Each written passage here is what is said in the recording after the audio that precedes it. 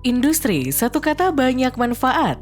Sebagai sektor yang paling banyak berkontribusi terhadap perekonomian nasional, industri juga mengoptimalkan kuantitas dan kualitas sumber daya manusia. Salah satu langkah yang menjadi prioritas pemerintah ialah mengembangkan pendidikan vokasi yang berorientasi pada kebutuhan pasar kerja atau demand-driven.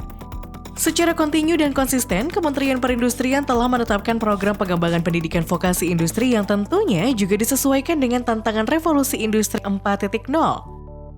Pendidikan vokasi dual system, link and match dengan industri, pengembangan kelas industri, pengembangan laboratorium, teaching factory, dan workshop terintegrasi.